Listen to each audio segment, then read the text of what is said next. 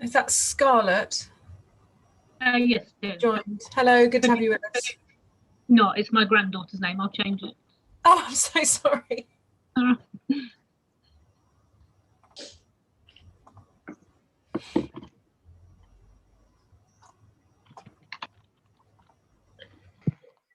Is it Sanchia? Sorry if I've mispronounced that.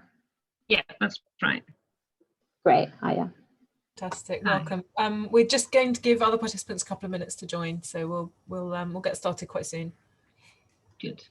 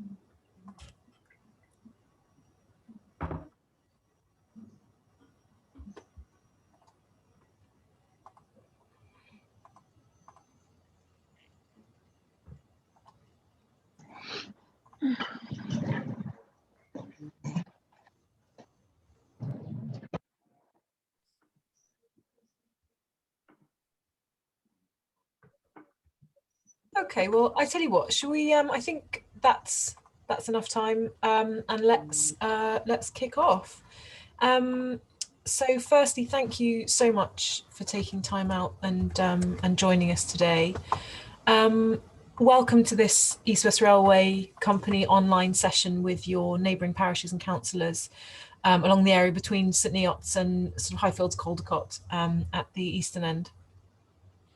Following the launch of the second round of non-statutory consultation on Wednesday last week and the briefing webinars we held throughout the day, this week we wanted to hold a meeting session with you to run through what we're consulting on in your area in a bit more detail and address any initial questions you might have about the options or the proposals that we've published this week. We're holding similar sessions with all the parish councillors between Oxford and Cambridge across the week. So you're in on the first day and we're very grateful to you for finding the time. We'll start this session with a presentation that will run for around sort of 25 to 30 minutes, followed by another sort of 25-30 minute Q&A before a wrap up and some next steps. So we should be done within the hour, but if you've got questions for us later once we wrap, please do raise those as well. My name's Hannah Staunton. I'm the Head of External Affairs at the East West Railway Company, and I'll take the opportunity to introduce you to the rest of the team. We have our Head of Development Partner, Paul Sparrow. Give us a little wave, Paul. There you go. Our Head of Programme Consents, Kirsty Young. A little wave, Kirsty, thank you very much. We will be joined very shortly by our Strategy and Sponsorship Director, Will, who has unfortunately found himself a little bit tied up, but he'll be joining us as soon as he possibly can. We also have supporting us from our fantastic partners ACOM and Barley. We have Sian and Hannah, another Hannah, who are today helping us with note taking and monitoring questions and chats and that sort of thing. So they're supporting us in that way. Everyone else will just switch off their cameras now when they're not talking, which gives a little bit more room in the main screen, but cameras will go back on whenever people participate.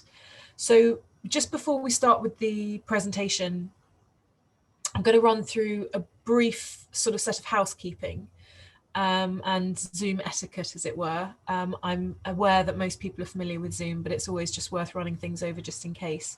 So just as a reminder, you'll find at the bottom of the screen a bar below the bar sort of below the main screen, which has a number of different features. So you've got buttons to mute and unmute yourself, to stop videos, to look at the other participants and see their names as well, which is helpful, to share your camera, to open the chat window. And we do encourage you to use the chat window if you want to ask questions or have conversations with us. And to, as I say, check the list of participants. So I can see that you've renamed yourself. So thank you very, very much, Sanchia, for doing that. And John, good to have you. So it's really helpful for us to know who's on the call and who we're talking to. We do ask that everyone keep themselves muted unless you're given the floor. That goes for home team as much as our visitors. If you have any technical issues during the briefing, if you email contact@eastwestrail.co.uk, they will be able to help you out. That will be the email address that you got the invitation from. In Q&A session, we will aim to address the questions you've got so far on the consultation. Any questions that we're not able to address or answer during that session, we'll take away and follow up later by email. That might, it could be that we run out of time, or it could be that we don't have the answers at our fingertips. So either way, we can definitely follow up with emails. If you want to raise a question, please raise them directly with, there's a person on this call called questions, who will sort of collate them and bring them through. Although we hope that we've covered main sort of points in our slides. If you want to ask a question as we go, as I say, you can either email questions or just pop the questions in the chat bar. So that's all the sort of the housekeeping that I had. Are there any sort of questions before we kick off the main presentation? Something that I did want to cover before we did was just to talk you through the consultation zone really quickly. So last time we came out for consultation with you and your area, we were consulting on, it was our first non-statutory consultation in 2019, and we were focusing on the area between Bedford and Cambridge. Since then, East West Rail, as an organisation, we've done a lot of work, East West Railway Company, we've done a lot of work ensuring that the whole route from Oxford to Cambridge makes sense. And a few months ago, we launched, or we sort of confirmed, the integrated programme, which would allow us to properly run a real connection that that ran all the way from Oxford to Cambridge. That means that in this consultation, this is the first time we've come out to everyone on the whole route, and we're discussing quite a wide range of infrastructure interventions across the route and some other pieces as well with the consultation. We'll come on a little bit to what that means. But it means that everyone in this hashed area here we would see as being inside the consultation zone. Broadly speaking, that's about 2 kilometres either side of any alignment. And where you see some rough edges, that's because we've just made some changes to make sure that entire parishes are joined in or entire communities are joined in, so we're not cutting people out unnecessarily. In this session this afternoon, we have invited parishes, as I said, all the way from sort of west of St Neots through to the east of Camborne. So we've got a few in the area today. We wanted to make sure that everyone's with their neighbours so that you've all sort of got a similar view on the world in that area. We've also asked the councillors from both Huntingdonshire District Council and South Cambridgeshire District Council, and also Cambridgeshire County Council as well. So we've got a wide spread of invitations sent out. We will be following up later. Thank you so much, as I said at the beginning, for those that have been able to join us this evening, but we understand people's schedules are different, and we will be holding a second series of events later in the consultation for people to come and ask us questions then. We expect by then that more people have had the opportunity to read the documents and that you'll have spoken to the people that you represent. So those meetings by their nature are likely to be a little more discursive because you'll have had an opportunity to sink your teeth into more of the detail. Today's session, what we're covering today, so we'll have a broad look at an introduction to the consultation and what we're consulting on, which will give you a lot of the detail really of what we've published, what's in the documents in the areas particularly pertinent to you. Then we'll talk about how you can get involved and how your residents and how your constituents can get involved, and what the next steps are, so where we go from here. So what we will be consulting on, this is a 10-week consultation, so it runs until the 9th of June. and it's an opportunity for you, your constituents, interest groups in the area, anyone with an interest in the project to share thoughts on our emerging proposals for East West Rail and give us views on the wider scheme. That's really important for us. It's really, really important that we build the right infrastructure and that we're building out the right plans to deliver and operate that infrastructure in the right way. So the best way for us to do that is very simply just to ask what's going to be right. And then we will take that information along with environmental studies, technical studies, economic studies, to help us progress designs to the next stage. The next stage of this will be another round of consultation for us, coming out again with firmer plans, which will be the final plans which we'll present in a statutory consultation, will be the next stage after this. So this consultation, this is a non-statutory consultation which covers two key areas. Firstly, it covers customer experience and railway operations. So that covers how people interact with the railway, what they want from the railway, and how it actually works as a piece of transport. And then the second part is the proposed infrastructure development. So what are the pieces of infrastructure that we need to build and develop in order to make that happen? That's cut into six. Those are broadly in sort of six main areas that we're looking at, and we'll come to that shortly. So in that first section, the customer experience and railway operations part of the consultation, this part of the consultation really focuses on what people want from their rail experiences. And we know that rail has a mixed reputation, I think it's fair to say, in England and the UK generally. And I think that for us, it's really, really important, if you're starting with a blank slate, that you really are asking people's very broad opinions on what they want from the get-go. So that's the focus of that consultation for us, to really understand from both individuals and from organisations what's going to be right for you, what's going to be right for your communities, what do you really want out of a railway. I'm so sorry. Hideous cough. Flick on to the next one. Thank you. So for us, that's asking you about the train service, the experience that you'd get inside the stations. What does that look like for you? What does that feel like for you? The on-train experience. So what does it feel like when you're on the train, when you're actually moving? How do you want to interact with our colleagues? How do you want to interact with people working on the railway with East West Rail? And customer information as well. That's always been a key bugbear of mine personally travelling. How do you want to receive information, and what kind of information do you want? So we are keeping our minds very, very open about all of these subjects, and we really are asking for your ideas and your thoughts on how you want this railway to look and run when it, is up and running from Oxford to Cambridge. So the second part of the consultation, as I said, we've got 6 key areas. Oh my goodness, it's part of the consultation. Project section A, Oxford to Bicester. Project section B, Bletchley and Marsden Vale line. Project section C, Bedford.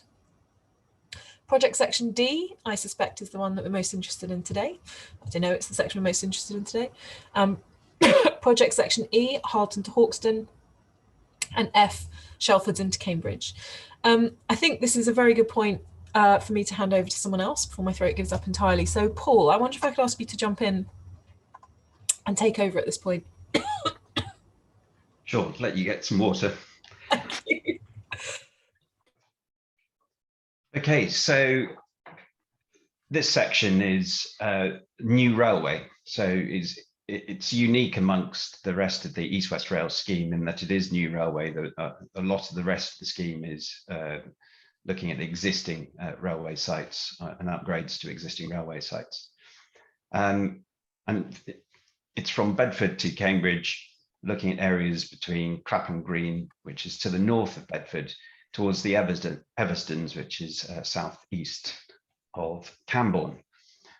In early 2019, we consulted on 5 route options, and the end of that process, we had a selection of route option E in January 2020. From that point, we've been doing work on identifying and assessing potential alignment options within route option E, as well as considering possible station locations. predominantly station locations in the areas of Bedford, the East Coast Main Line, Camborne, and then into Cambridge. More information about this section can be found in section D of the consultation document and the technical document. So the alignment options, we have 5 shortlisted options between Bedford and Cambridge. The 5 shortlisted options are serving 2 core station location sites on the East Coast Main Line, either St Neots South or Tempsford, and 2 possible locations, station locations at Camborne, in terms of a Camborne South and a Camborne North area. Camborne North option was brought in during the alignment development as evidence was growing that this was something that should be looked at further. So these 5 shortlisted options cover all of the station location possibilities. So Tempsford to Camborne South and Camborne North, and St Neots to Camborne South and Camborne North. And there's a 5th option in there for St Neots South to Camborne South that follows the A428.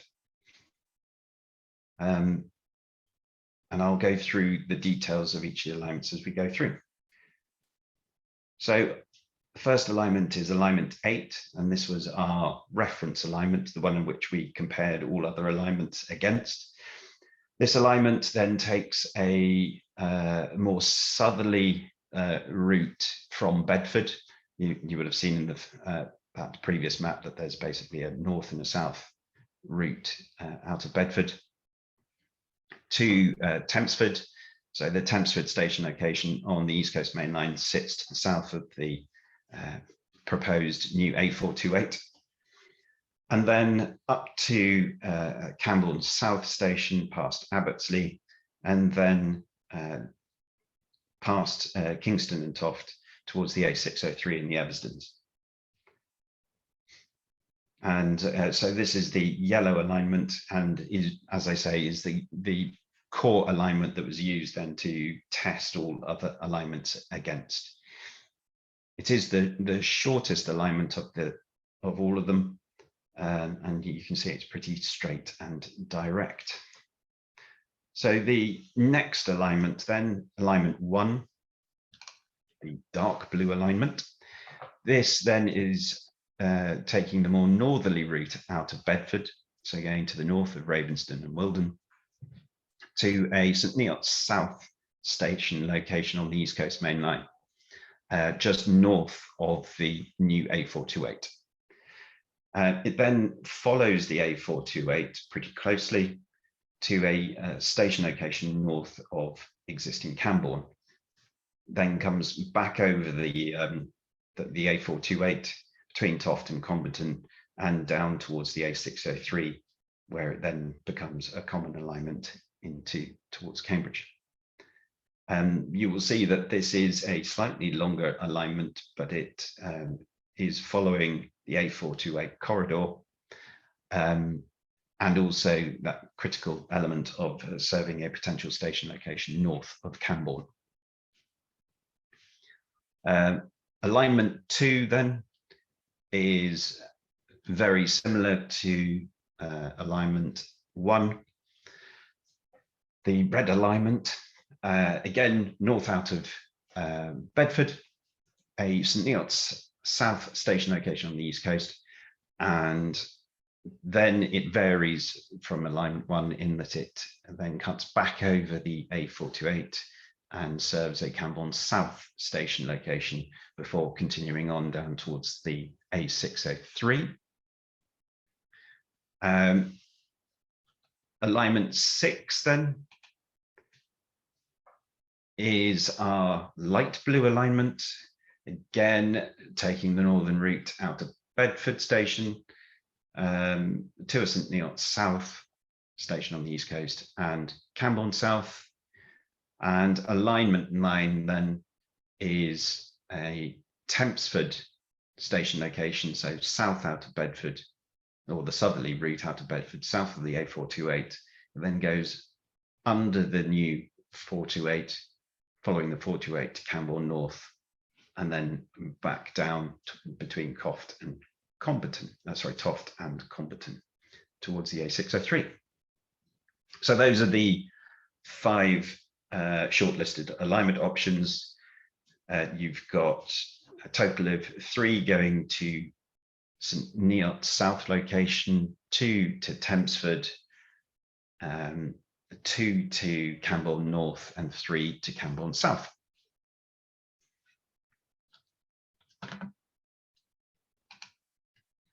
And I'll just hand over to Kirsty now to go through some of the information for landowners. Hello everyone, my name is Kirsty Young, Head of Programme Consents and lead on the East West Road Co-Land team. I hope I'm sounding okay, because I think I had a technical issue in the last call. Nobody could understand me, and it wasn't just the Glaswegian accent. So do shout if for any reason it goes a little bit tinny, and I'll put my camera off, but I'll keep it on for as long as I possibly can. What I wanted to do was just run through sort of briefly with you our sort of current engagement with landowners. The new railway and the sort of some potentially some of the improvements to the existing railway would require land. And we would be seeking compulsory purchase powers through the development consent order, which is our consenting route to seek approval for the project. But it's important to note that as every other development consent order, we would look to be using those CPO powers as the last resort, and we'll be wanting to work with landowners to try and sort of aim reaching agreements with them as we go through the process. We're at an early stage, but we've written to landowners that are potentially affected at this time, although we haven't identified our final land requirements at this point. We are at an early stage in design, and those land requirements will be developed as we go through the DCO process. And we'll have further consultation just ahead of the development consent application through statutory consultation, where we'll be consulting more fully on land requirements. But at this point, we wanted to really reach out to landowners that may be affected by our current proposals that we're consulting on, to start talking to them, so we can start to understand how they use the land, how our proposals may affect them, allow them to obviously fully feed into the consultation process currently, and look to sort of minimise and mitigate sort of impacts as much as we possibly can. We do recognise that publishing our plans themselves obviously have a potential impact, and may lead to sort of concerns to people if they are looking to sell their property, and they may feel concerned about that. There are statutory provisions in place as we move through the DCO process, which would kick in really DCO application stage, which is known as statutory blight sort of provisions. But actually what we're consulting at the moment on a discretionary purchase need to sell scheme, which would help owner occupiers maybe that find themselves in a position that by publishing our proposals, it may make it difficult for them to sell their property if they need to sell. And they may be in sort of hardship circumstances because of that. So we are consulting on a need to sell scheme at the moment. So any sort of really would encourage people to feed their views into that consultation. It will run through the same period as our overall consultation to the 9th of June. And when you go onto our consultation page, you can see the need to sell scheme there to sort of feed back your comments on that. And it'll also take you into our land and property page as well, which has more information for landowners. We've got a dedicated team, myself and a team of specialist property surveyors from Ardent, who are working as our sort of on behalf of us as part of our land team. And as I said, we've written to all those landowners whose land is potentially affected by the proposals that we're currently consulting on, and we're inviting them to an individual meeting with the team, really to sort of talk through those proposals, try and understand how they use their land, and sort of answer any questions and sort of concerns they have at the moment. So we will. We are currently preparing some lists as well, just to issue out to the ward sort of councillors as well, just so you can see addresses for where we have written to people within your patch. We'll withhold the names at the moment just for GDPR reasons, but again, obviously, if there's any special circumstances, then we need. There may be circumstances where we would discuss those things with you directly, but I think for the currently we will send you the lists with the addresses so that you know really who we're talking to, and if at any point you want to know anything more about the sort of landowner engagement, then please let us know and we can provide some more information.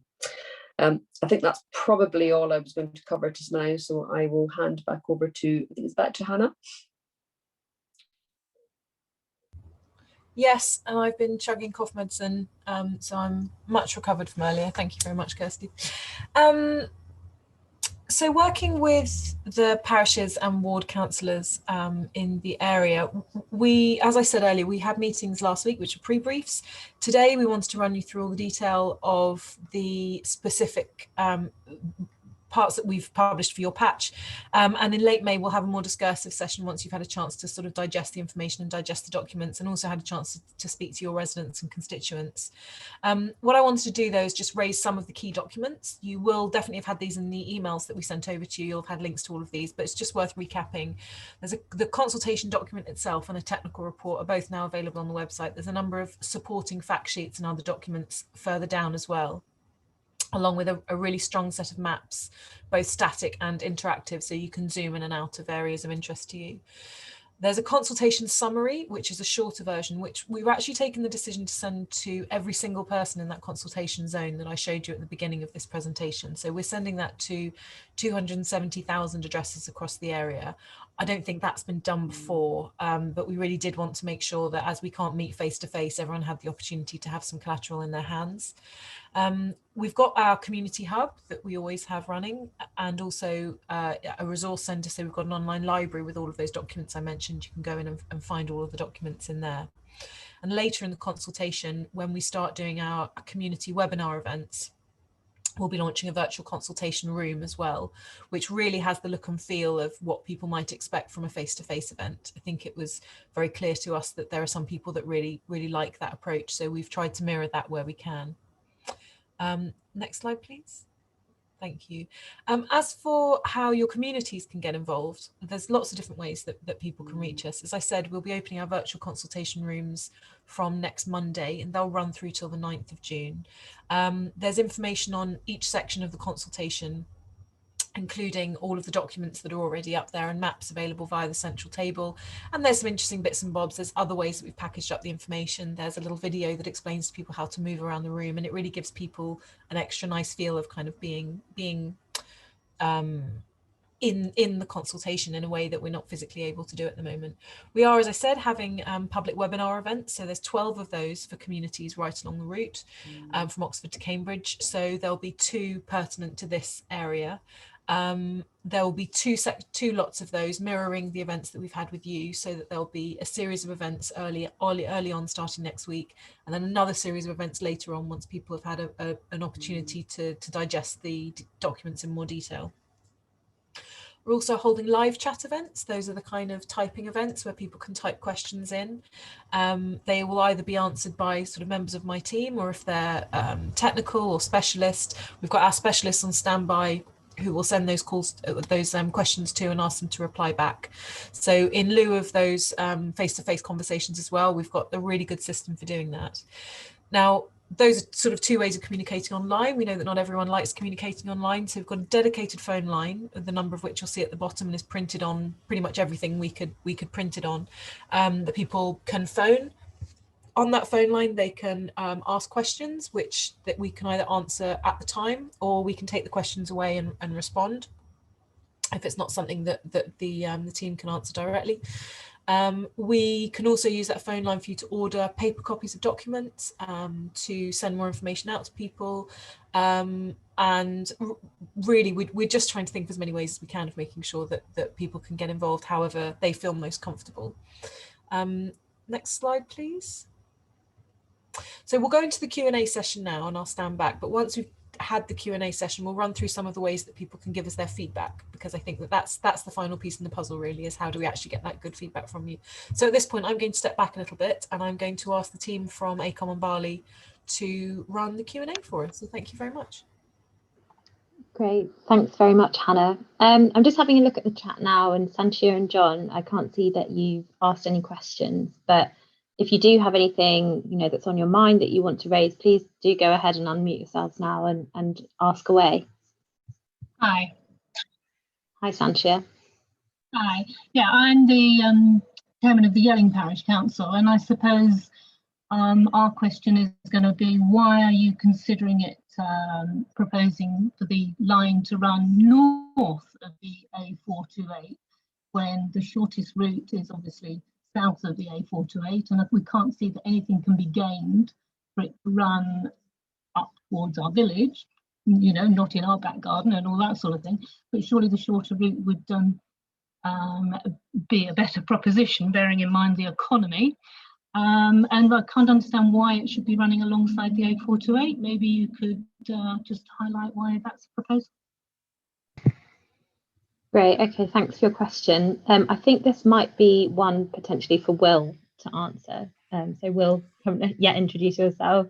Will Gallagher here on the call. If you just want to quickly introduce yourself, and then if you could answer the question, that'd be fab. Sorry, I was a little bit late joining, but I'm Will. I'm the strategy and sponsorship director for East West Railway Company. So you make a really sort of interesting point, Sanchia, because you're right that it is longer to take a route to Camborne North in terms of the kilometres of track that we need to lay, and also in terms of the journey time. But it is only, I think it is probably worth saying that it is only, in journey time terms, it is only marginally longer. We're talking in the sort of, you know, minute to minute and a half on the full Oxford Cambridge journey. However, as we've done the analysis, and I think this is in the technical report, you know, there are benefits of using the sort of travel corridor with the 428 in terms of the costs because of the topography and because of some potential efficiencies with the 428 scheme as well. Even though it is a little bit longer, the costs are potentially actually lower because you've got a better sort of cut and fill balance. The topography is easier to deal with. The crossings where they exist are easier to make. So in reality, the routes that go north of Camborne are actually, whilst they're a bit longer, they are a little bit cheaper in terms of cost to the taxpayer. And the other consideration that we have, which again we set out in the technical report, is that part of the ambition behind that government have for East West Rail is to support the wider economic growth of the ARC, and some of that involves new communities or growing existing communities. And the analysis that we've seen has led us to an emerging preference for serving north of Camborne because it also allows greater opportunity for sort of growing the community in that area without without villages and things being sort of consolidated into one place. So there are a number of reasons why, both looking at cost and at the sort of long-term economic benefits, you would get to an emerging preference for north of Camborne. But we are consulting on 5 route alignments, and so therefore, if having taken into account the information that we make available in the technical report and in the consultation document, if you think we've missed something, or if you think we haven't got the analysis right, then you are absolutely within your rights to provide that feedback and provide us more information. That's precisely why we're doing the consultation. And as I say, we are consulting on the 5 routes that are there. including routes that don't go along the A428, and including routes that serve Cambourne South rather than Cambourne North. So are you saying that the preferred routes are north of the A428?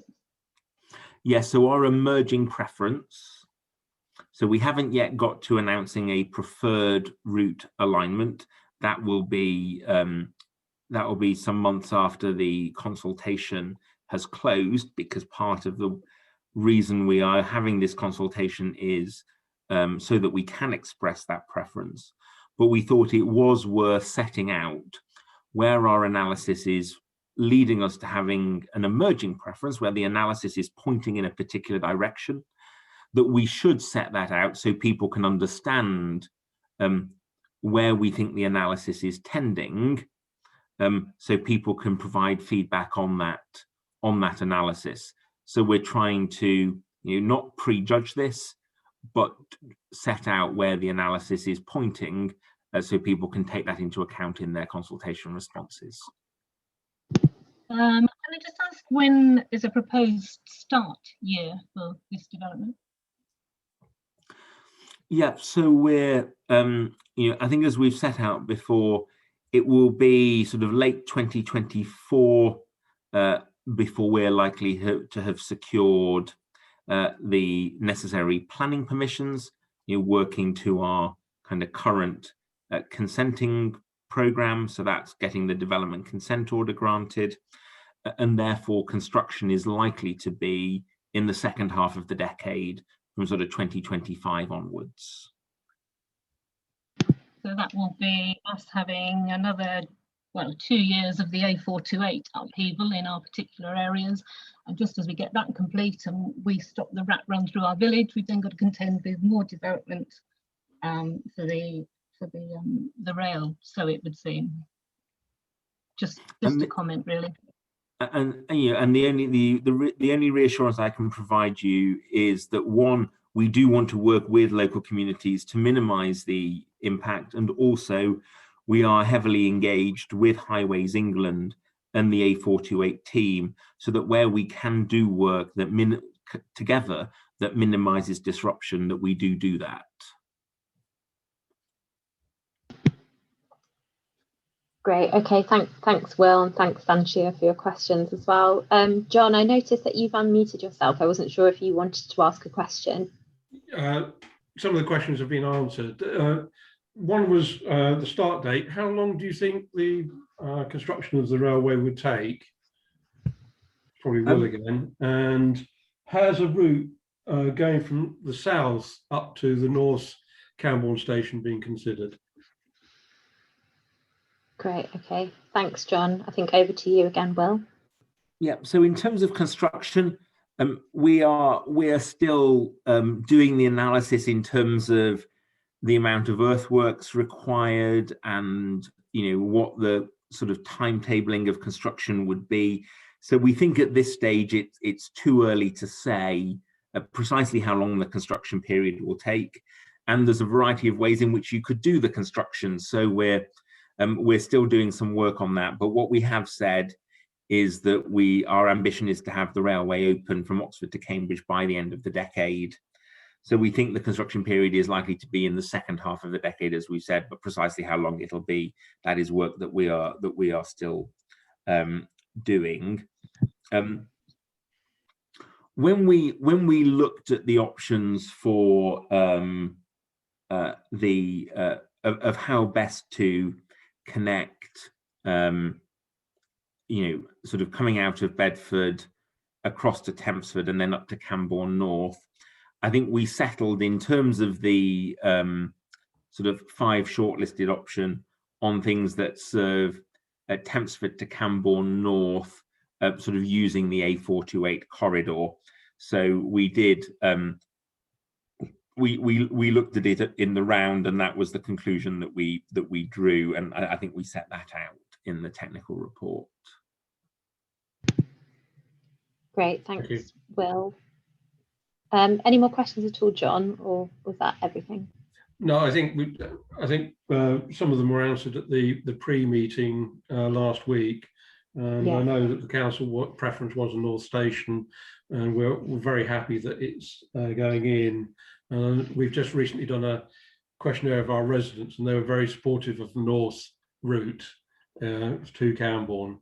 So I think we're quite pleased with the way that the preferred routes are going. Okay, thanks for that feedback.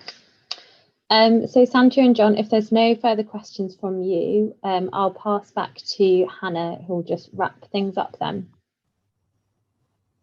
Yes, thank you very much. So responding to the consultation, what we've talked about today is about what's in the consultation, where you can find more information.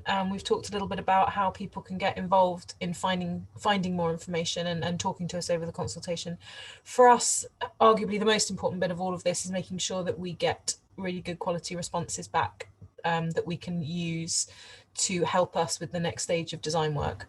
So the really important thing, if you take away one thing, well, obviously there's an awful lot to take away actually from today, but it's really key that when people are having these conversations and when you're talking to people, that you ask them to respond to the consultation, because that's what's going to make the difference. So feedback forms can be found online. There is a feedback form where you can just type directly into the website, or you can download a feedback form and either fill it in on the computer or print it, fill it out manually and send it in to us. You can also post that to free post to East West Rail. And you can, as I said earlier, you can request paper copies if people would prefer to send those in to mail and have everything done over paper. You can request those by email or by getting hold of us at the phone number below. So what next? Well, we very much hope to be meeting with you again in a few weeks' time, as we said, and seeing this group again. In the meantime, you can absolutely get in touch with anyone from the company and from the team. If you email contact@eastwestrail.co.uk or call that 0330 number, that comes directly through to my team. We discuss everything coming in every day. So please do, if you've got questions in the meantime, if you want clarification on any information in the documents or anything, please do let us know. We're here, and we've got 10 weeks of consultation, and what we really want to end up with is some really good feedback. So I think on that note, if there are no more questions, I think it leaves me to say thank you so very much for your time. We do hope to see you again soon, and we hope that was helpful for you. And yes, thank you very much from all of us.